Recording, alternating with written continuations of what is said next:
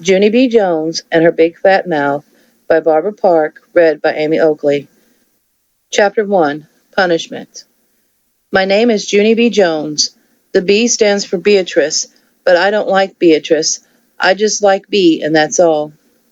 I go to kindergarten. My room is named Room 9. There are lots of rules in that place, like no shouting, and no running in the hall, and no butting the other kids in the stomach with your head. My teacher's name is Mrs. She has another name too, but I just like Mrs., and that's all. Last week, Mrs. clapped her loud hands together. Then she made an announcement to us. Announcement is the school word for telling us something very important. Boys and girls, may I have your attention, please, she said. Today is going to be a special day in Room 9. We're going to be talking about different careers you can have when you grow up. Yeah, only guess what, I said. I never even heard of that dumb word careers before, and so I won't know what the heck we're talking about. Mrs. made squinty eyes at me. A career is a job, Junie B, she said, and please raise your hand before you speak.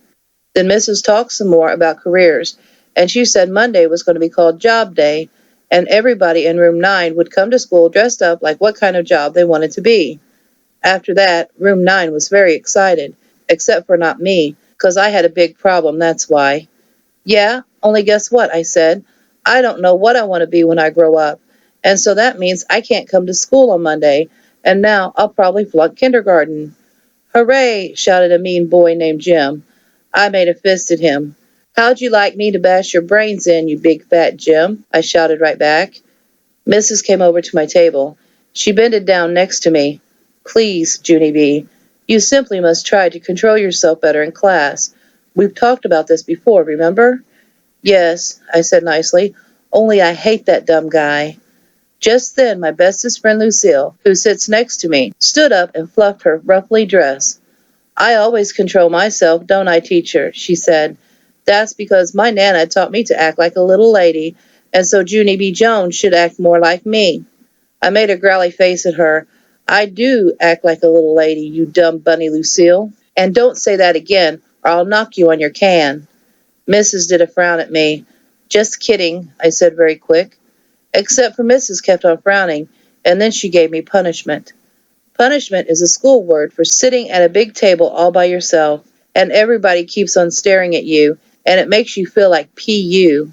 That's how come I put my head down on the table, and I covered it up with my arms, 'cause punishment takes the friendly right out of you. And so at recess I didn't speak to Lucille, and I didn't speak to my other bestest friend named Grace either.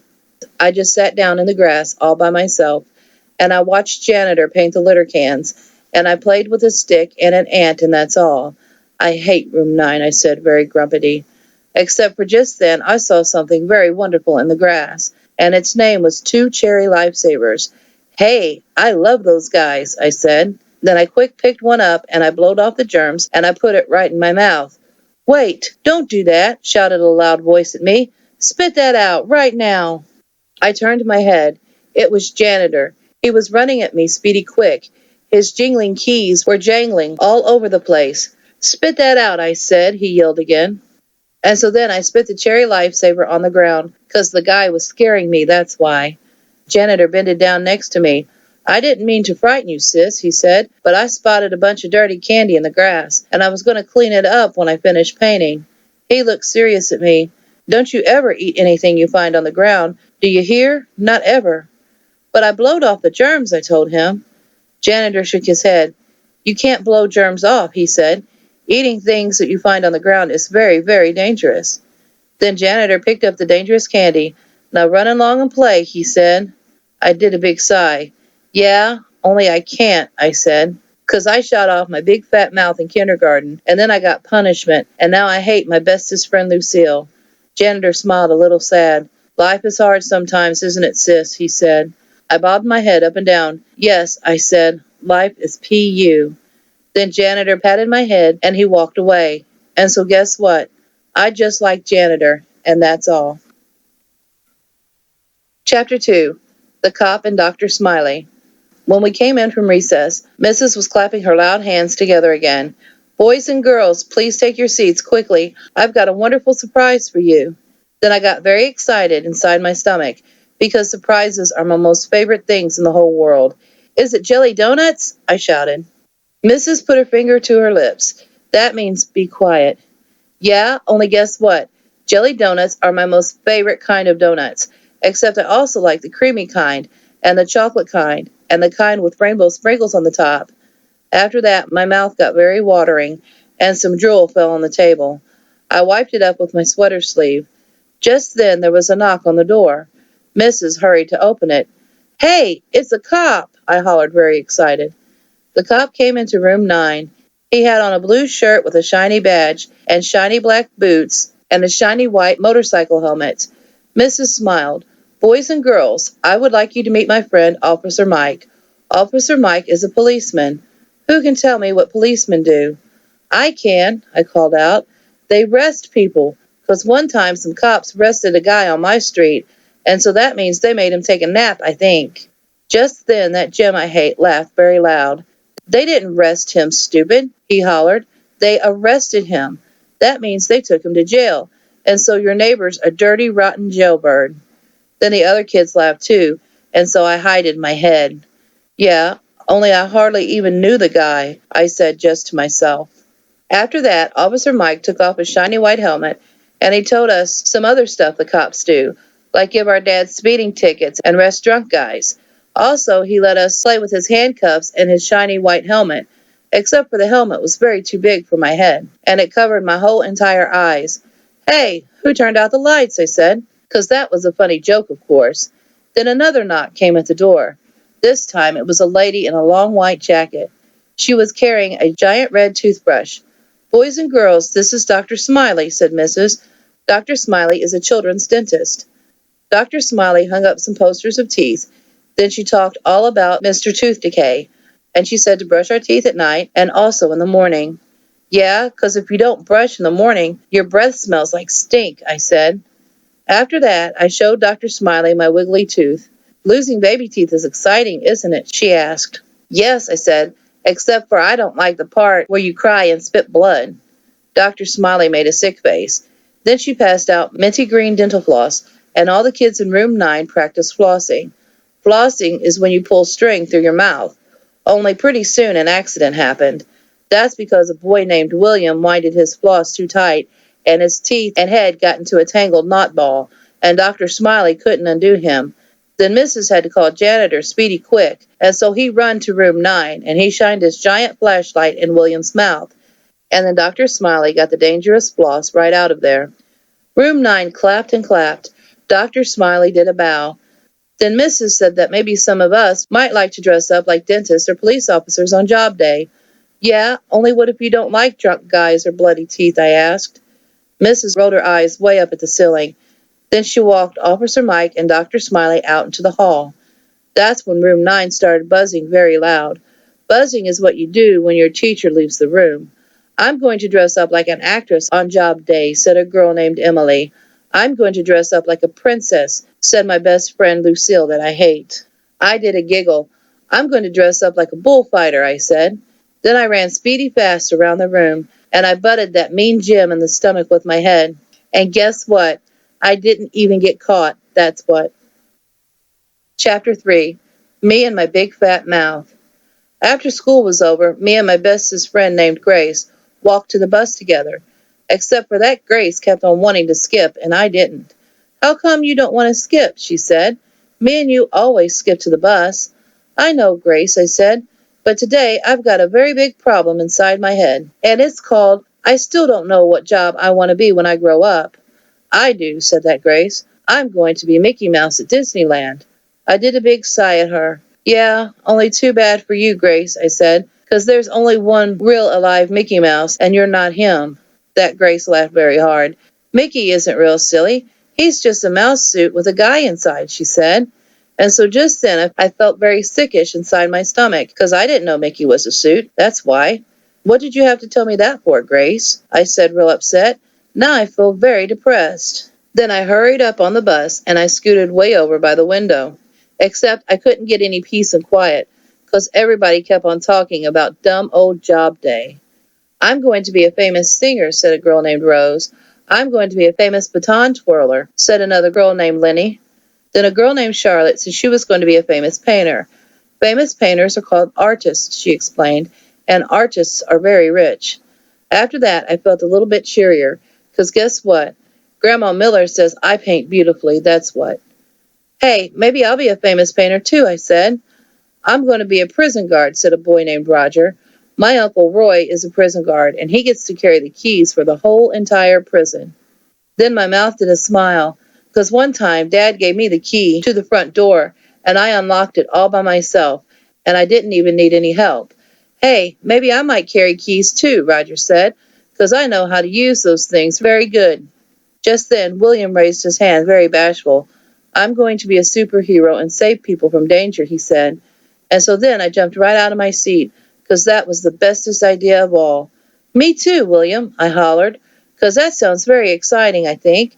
And so I'm going to save people from danger too. Then that mean Jim jumped up at me. Copycat, copycat, you're just copying everyone else. And anyway, you can't be 3 jobs. You can only be 1. I made a growly face at him. I am just being 1 job, I said, very angry. It's a special kind of job where you paint and you unlock stuff and you save people. So there, ha ha on you. That Jim made a cuckoo sign at me. Junie, he said. Junie B Jones. There's no such job like that in the whole entire universe. Yes, there is. There is too. You big fat Jim, I yelled. And it's the bestest job in the whole wide world. He crossed his arms and did a mean smile. Okay, then what's the name of it? He said. Then the bus got very quiet, and everybody kept on waiting and waiting for me to say the name of my job, except for I just couldn't think of anything. And so my face got very reddish and hottish, and I felt like P.U. again. See? Told ya, said that mean Jim. There's no such job. Told ya, told ya, told ya. After that, I sat down very quiet, and I stared out the window. 'Cause the sickish feeling was back inside my stomach again, that's why. Me and my big fat mouth. Chapter 4. Dumb Ollie. I got off the bus at my corner. Then I run to my house speedy quick. Help! Help! I'm in big trouble, I yelled to Mother, because I accidentally shot off my big fat mouth on the bus, and now I have to paint and unlock stuff and save people from danger. Only what kind of stupid dumb job is that? Back here, said Mother. Back here means the nursery. The nursery is the place where my new baby brother named Ollie lives. I ran there my very fastest. Mother was rocking Ollie in the rocking chair. He was a little bit sleeping. I need to talk to you very bad, I shouted some more, because I did a big fib and now I don't know how to get out of it. Just then Ollie waked up. He started crying very much. Great, said Mother very growly. Yeah, only sorry, but I'm upset here, I explained. Ollie screeched louder and louder. His voice sounded like a scratchy sore throat. Mother put him on her lap. Then she rubbed the sides of her forehead with her fingers. That's 'cause she had a migraine headache, I think. You're just going to have to wait until I get the baby settled again, she said, still grumpy. Yeah, only I can't wait 'cause Mother butted in. Not now, Junie B. I'll be out to talk to you as soon as I can. Now please go. Then she pointed to the door. Pointing means O-U-T. Darn it, I said. Darn it, darn it, darn it. 'Cause that dumb old baby takes up all of Mother's time, and he's not even interesting. He doesn't know how to roll over, or sit up, or play Chinese checkers. He is a dud, I think. I would like to take him back to the hospital, but Mother said no. After I left the nursery, I went outside in my front yard. Then I sat in the grass all by myself, and I played with a stick and another ant. Only this stupid ant bited me, and so I had to drop a rock on its head. Finally, my daddy's car came into the driveway, and my heart got very happy. Daddy's home, hooray, hooray, I yelled. Then I ran to him, and he picked me up, and I gave him my most biggest hug. I'm very glad to see you, I said, because on Monday I have to dress up like what job I want to be, except for I accidentally said I'm going to paint and save people and carry lots of keys. Only what kind of dumb bunny job is that? My daddy put me down. His eyebrows looked confused at me. Can we talk about this at dinner? He asked. No, I said. We have to talk right now, 'cause I've already waited all I can, and I'm getting tension in me. Well, I'm afraid you're just going to have to wait a little while longer, said Daddy, 'cause right now I've got to see if your mother needs help with the baby. Then he did a kiss on my head, and he walked right into the house. Chapter 5. Shining. When I went back inside, Ollie was still very screaming. That's 'cause Mother couldn't find his pacifier. Pacifier is what babies like to suck on, except I don't know why, 'cause one time I sucked on Ollie's, and it tasted like my red sneakers. Just then Mother runned out of Ollie's room, and her hair was very sticking out, and her clothes were all wrinkly, and she was wearing one sock, and that's all. "Where is it? Where is the pacifier? It just didn't disappear into thin air, you know," she hollered very loud. Then me and Daddy had to help Mother look for the pacifier speedy quick, 'cause she was losing her grip, I think. I looked in the couch. That's because sometimes if you push your hand way under the cushions, you can find some good stuff under there. This time I found 3 Cheetos and a popcorn. They were very delicious. After that, I looked under Daddy's big chair, only it was too dark to see under there, and so I run to get the flashlight, 'cause I learned about flashlights in school, remember? Flashlights are fun to shine in the dark. I shined it in the dark closet and also down the dark basement steps. Then I remembered another dark place, and its name was Screaming Ollie's room, 'cause his shades were pulled down for his nap, that's why. I run right there very fast. "Look," I said to Screaming Ollie, "I've got a flashlight." I shined it on the ceiling. See that little round circle of shine up there?" I said. Then I shined it on his jungle wallpaper. "And see the monkeys, Ollie? And the hippopotamus something?" I asked him. Only Screaming Ollie just kept right on screaming, and he didn't show courtesy to me. Courtesy is a school word for listening very polite. That's how come I shined it right in his big, fat, crying mouth. Except for just then a problem happened, and it's called Mother sneaked up on me in her quiet sock. "Junie B Jones, what in the world do you think you're doing?" she hollered. I did a gulp.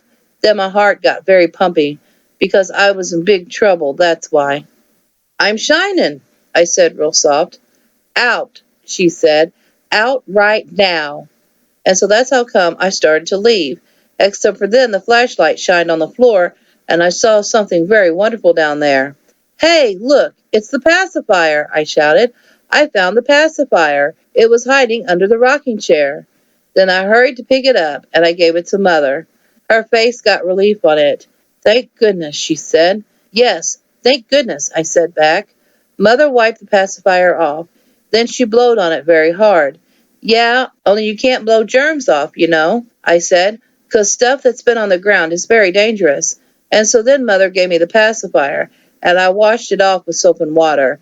And guess what? Then I put it right in Ollie's mouth, and he stopped crying. Mother looked proud of me. "Where did you get so smart?" she asked. "At school, that's where," I said. Then all of a sudden my eyes got big and wide, 'cause a very great idea popped right inside of my head. "Hey, I thought of it," I hollered. "I thought of what I can be for job day." Then I jumped up and down, and I run down the hall. Daddy was in his chair reading the paper. I busted through it with my head. "I thought of it. I thought of what kind of job I can be when I grow up." Daddy said, "Slow down," to me. That's because he didn't know what the heck I was talking about, of course. "Yeah, only I can't slow down," I explained, "'cause I'm very celebrating, and now I don't have tension in me anymore." Just then Mother came into the room. "What's all the excitement about?" she said. I clapped my hands together. "I have an announcement. That's what it's about," I said real happy. "Well, what is it?" said Mother. "Tell us." And so then I stood up straight and tall, and I told Mother and Daddy the name of the job I'm going to be when I grow up. "That's a good one, right?" I said very excited. "That's the bestest job you ever heard of, isn't it?" Except for Mother and Daddy didn't answer me. They just kept on looking and looking at each other. Then Daddy did a funny smile, and Mother said the word, "Oh boy." Chapter 6. Tingling. I couldn't sleep for the whole entire weekend. That's because I had tingling excitement in me about job day, and my brain wouldn't settle down. And so on Monday, I zoomed to the bus very fast. "Look, Mr. Wu," I said to my bus driver. "Look what I'm wearing today." Then I opened my jacket and showed him my job clothes. "See, it's nice pants and dangling keys and a paintbrush," I said, "except for I can't tell you what I am, 'cause it's my special secret." Then I plopped down in my seat, and me and Mr. Wu drove to the next corner. That's where my bestest friend Grace got on. She was wearing Mickey Mouse ears and a dress with red and white polka dotties on it. Grace, I said, very smiling, you look very beautiful in that dotty thing. I know it, she said. That's because I changed my mind about who I'm going to be when I grow up. I'm going to be Minnie instead of Mickey. Then I stopped smiling and my stomach felt very sickish inside again, because that meant Minnie Mouse was a fake too. Disneyland is a fib, I said.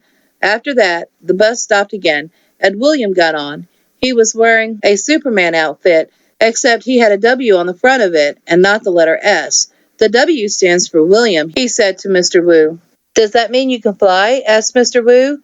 Then William grinned very big, and he held out his arms, and he jumped way high in the air, except for he didn't fly, and so he just sat down. After that, other kids got on the bus too. And Roger had on keys just like me, and also plastic handcuffs. And Charlotte was wearing a red paint apron with some watercolors in the pocket. And that mean Jim was wearing a white bathrobe. Hey, I've got a bathrobe just like that, Jim, I said very friendly. It's not a bathrobe, dummy, he said. I'm a kung fu karate guy. Jim is a kung fu karate guy, I said to Grace, except for he just got out of the bathtub. Then me and her laughed and laughed, 'cause that was a funny joke, of course, and job day was going to be the funnest day in the whole wide world. Chapter 7. Jobs and Jobs. When I got off the bus, I zoomed to room 9. That's because I wanted job day to start very quick. Only first we had to take attendance, and then we had to say I pledge allegiance to the flag of the United States of America and to the republic for which it stands. Then finally Mrs. clapped her loud hands together, and guess what? Job day started, that's what. Boys and girls, you all look wonderful in your outfits, Mrs. said. I can't wait to learn what all of you want to be when you grow up. Who would like to go first? I would, I yelled out. Only then my bestest friend Lucille raised her hand very polite, and she got to go first. Lucille looked the most beautifulest I've ever seen her. She was wearing a new dress that her Nana bought for her. It was the color of pink velvet. Also, she had on shiny pink shoes and socks with bows and lace on them. Lucille's Nana is loaded, I think. Lucille went to the front of the room. She reached into a little bag and pulled out a sparkly crown with jewels on it. Then all of room 9 said, "Oh," except for not the boys. "When I grow up, I'm going to marry a prince," she said, "and I will be a princess, and my name will be Princess Lucille." Then she put the sparkling crown on her head, and she looked like a fairy tale guy. Mrs. smiled. "That's a lovely thought, Lucille," she said. "I know," said Lucille. "My Nana says if you marry a prince, you're set for life." After that, Lucille said her dress costed 85, and her shoes costed 45, and her lacy socks costed 6.50 plus tax. Then Mrs. told Lucille to sit down. Ricardo went next. He was wearing a round yellow hat. It was the kind of hat that you bang on. "This is called a hard hat," he said. "You have to wear it when you're building tall buildings, or else somebody might drop a hammer from way up high, and it could hit you on the head and kill you." Mrs. smiled. "So you're interested in construction, right, Ricardo?" she asked. But Ricardo just kept on talking about other stuff that could fall on your head and kill you, like a paint can and an electric drill and a lunchbox. Then Mrs. said, "Sit down," to him too. That's when William raised his hand, only he was being very bashful, and he wouldn't go to the front of the room. "You don't have to be nervous, William," said Mrs. "Just tell us what you want to be when you grow up." William covered his face with his hands. "Super William," he said very quiet. Then he got out of his seat, and he jumped way high in the air, only his cape got tangled up in his chair, and he crashed into the table. After that, Super William got very sniffly, and Mrs. said we would get back to him later. Then lots of other kids talked about their jobs, like a boy named Clifton is going to be a rich and famous astronaut, and a girl named Lily is going to be a rich and famous movie star, and also she wants to direct. And a boy named Ham is going to be a rich and famous boss of a big company. And he taught us how to say the word, "You're fired." And here's the bestest one of all, 'cause a boy named Jamal Hall is going to be the rich and famous president of the whole United States. "Cool," said Ricardo. Then the other boys said cool, too. I did a secret smile. Yeah, only not as cool as my job, I thought to just myself.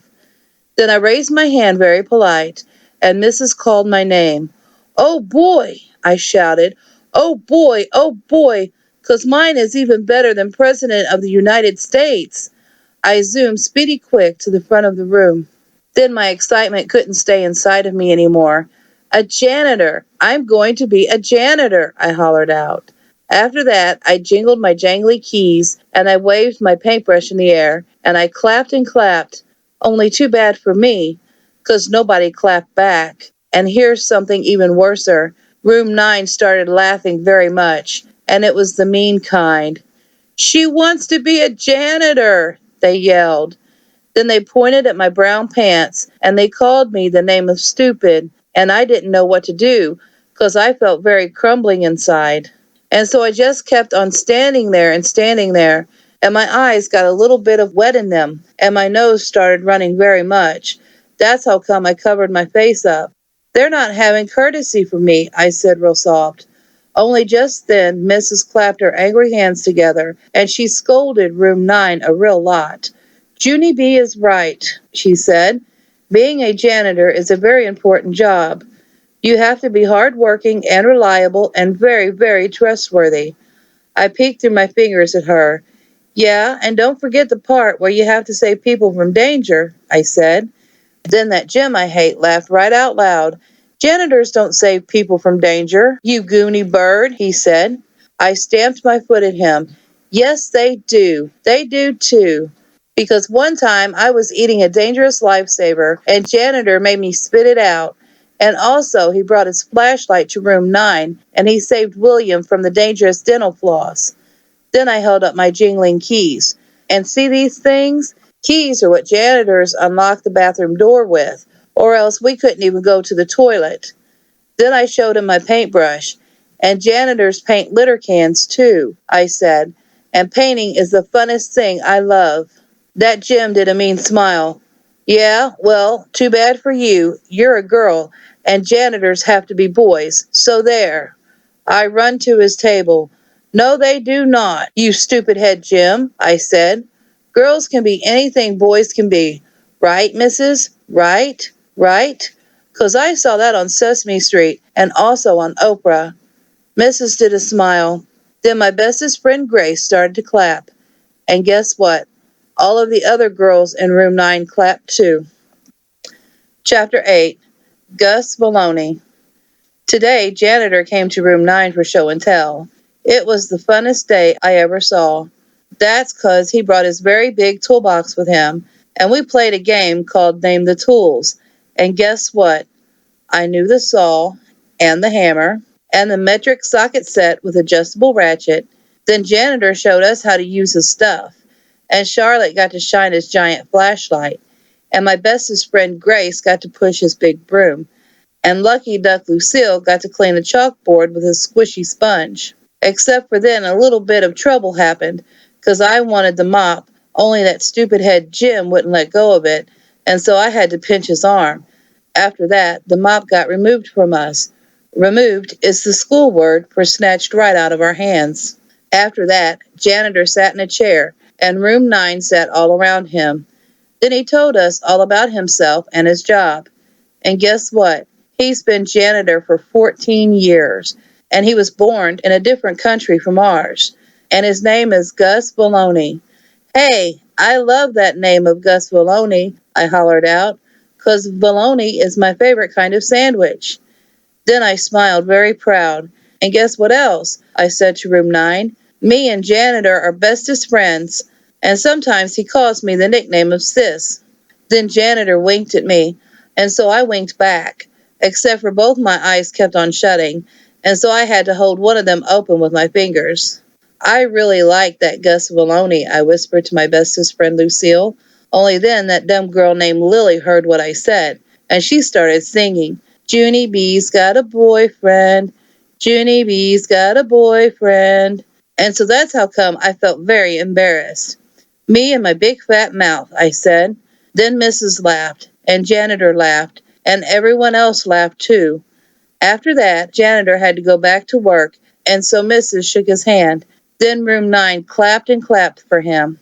And janitor smiled, and his jingling keys jangled all the way out the door. The end.